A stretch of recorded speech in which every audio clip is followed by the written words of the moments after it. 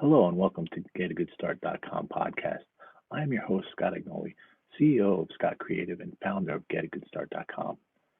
Each week, I will be providing you with a blog and podcast, which will give you some insight from people who have had the experience and are willing to share it.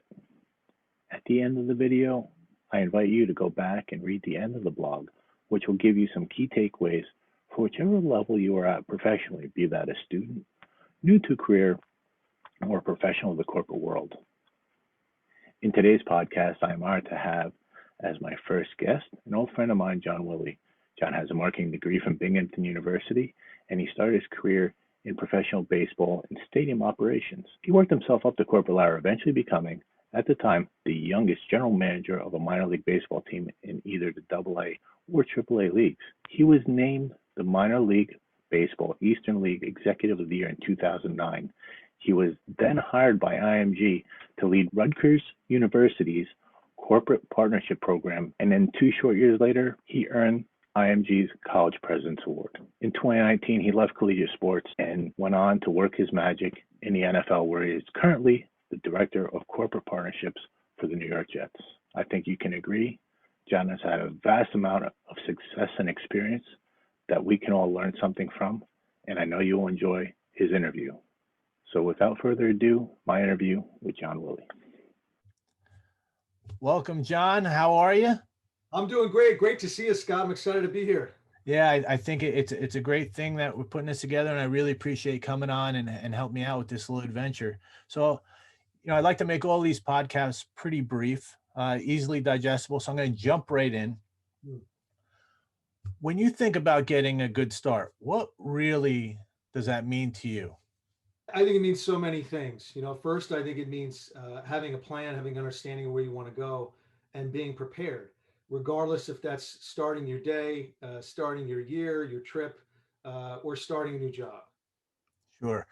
And everyone says, boy, if I knew now what I knew back then, if you were to look at your career, and you've had a great career as I followed you through, collegiate sports and non-professional sports, and even before that, if you go back and tell your 22-year-old self, how you could have gotten a little bit better start to your career, or maybe, not spend as much time, like, as they say, taking your lumps or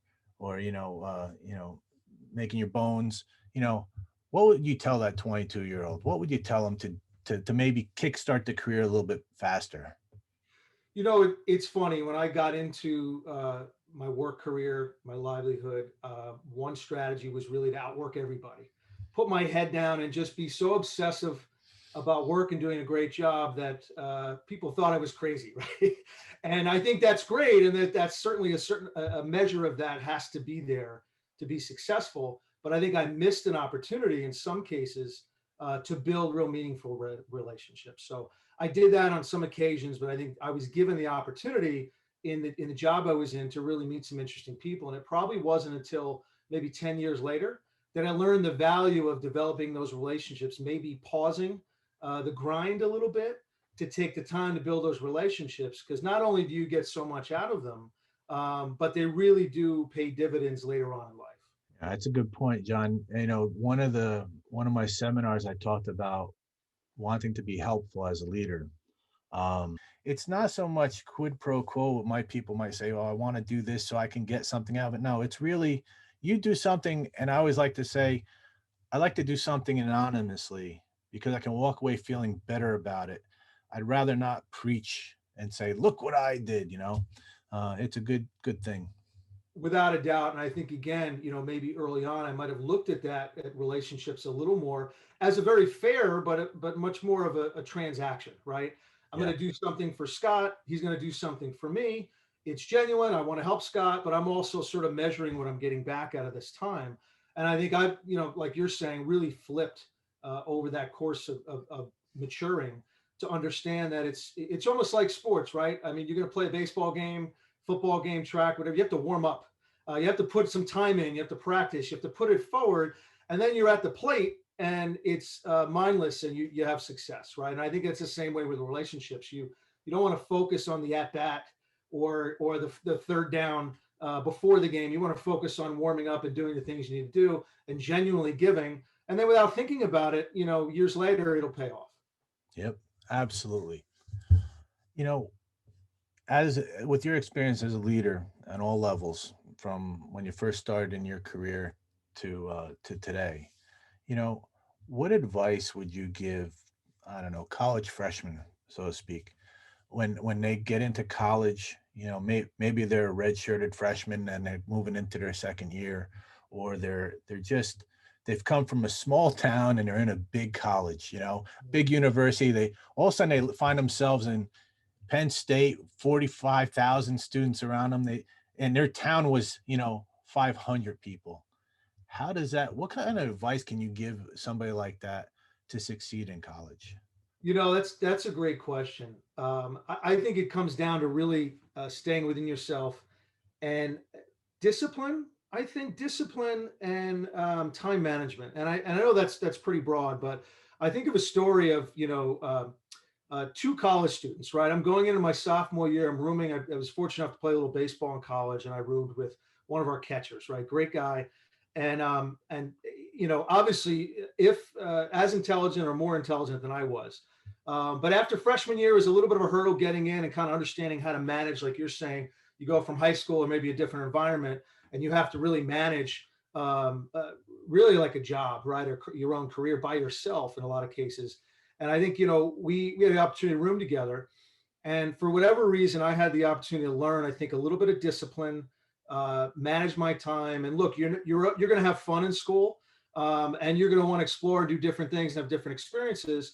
But if you could just compartmentalize and put in the time ahead of time to maybe, go to the library, get your work done, whatever you have to do to kind of open up, sort of work hard, then play hard, and balance your day, you're going to be able to get through it. And I think about my roommate who unfortunately fell into the trap of spending most of the day with his fraternity buddies, playing a lot of Madden I think it was a PlayStation. Well, I don't even know what it was at the time, the platform, but they had Madden back then. And I'd say, hey, Scott, his name was Scott. I said, hey, Scott, man, you want to come to the library? You want to work out? You want to do this? Yeah, man. I'm just going to finish this game. And all of a sudden I come home at 9 p.m. and he's just finishing up the Madden game and going to shower to go out. Yeah. This poor guy. And, great guy, but seriously, he didn't make it. He didn't make it another semester.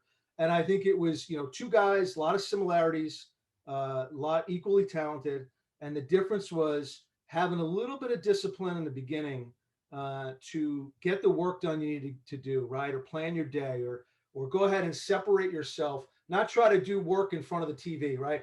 Go to the library, separate yourself, knock that out, and have the reward be to be able to go out and then stay in school. So I think at the end of that semester, I was fortunate enough to go to Dean's List, and poor Scott went home. Yeah.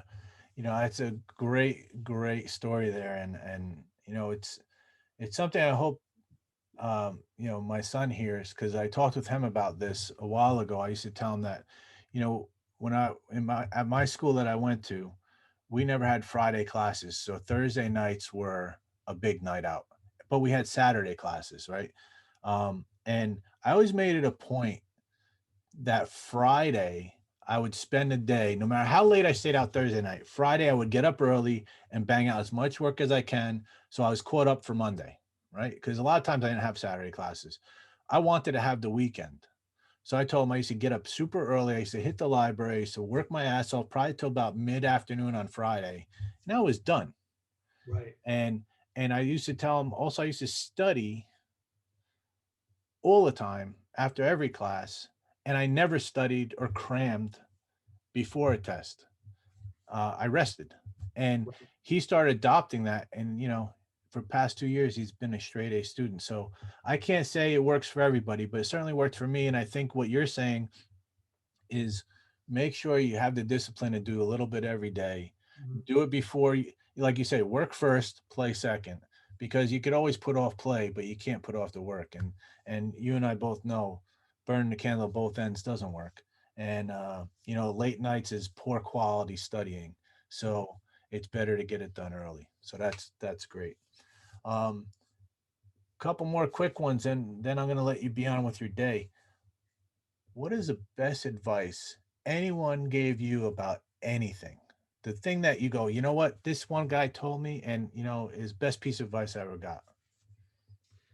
Wow, that's heavy because I feel like I've been so fortunate with so many different mentors, and I've learned a lot both of what to do and what not to do, which is key. But I think about the second owner I worked for in minor league baseball. I was running his team, and we were together for a while, and I really consider him a mentor. And Bill was the opposite of me in terms of temperament. I was a go, win at all costs, right? If people aren't keeping up, drag them along with you, and that's how you'd lead. Again, at a very young age, Bill was much more seasoned, had been through multiple wars, and his all approach to people was make them happy, make them feel good, boost them up, and again, patience, patience, patience. And we get into these, spirited discussions on, this person's not pulling the weight, or we gotta, we're in a negotiation, we gotta win this negotiation. He said, you pick your battles. And I think you pick your battles with people, whether you're managing them, you're negotiating with them. You don't want to win everything, because then you turn your back and they're gone, right? And I think the best advice really was to think of people first, to allow them to have some victories, to allow them leaving their experience with you feeling good. And at the end of the day, you'll be successful. You don't have to win every minute, every time. Right. Yeah, the best piece of advice I got was from actually a boss at the end I didn't really have the best relationship with. But he had said to me, it's not about reaching the goal. It's about continuing to keep that goal and maintain it after you've already reached it.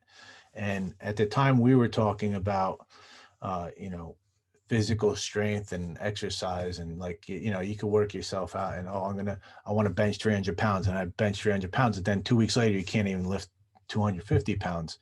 It's the consistent work after you've met the goal. So what's your next goal? Oh, to work out 5 more times this month, or 5 more times this week, or 5 more times today, whatever it is. He always talked about, it's not achieving the goal, it's maintaining it after the fact. Scott, a lot of it, and what's driving me now, is rather than the goal, and you always have to have goals, right?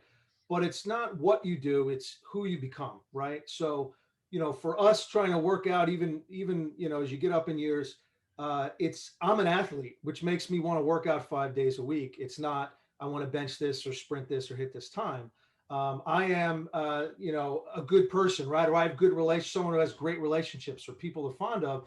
Goes back to the advice I have in treating people right, every day, rather than having a goal. So I think it's much more about who you are, and how you want to be identified, rather than, a daily goals and so forth, even though you have to have those.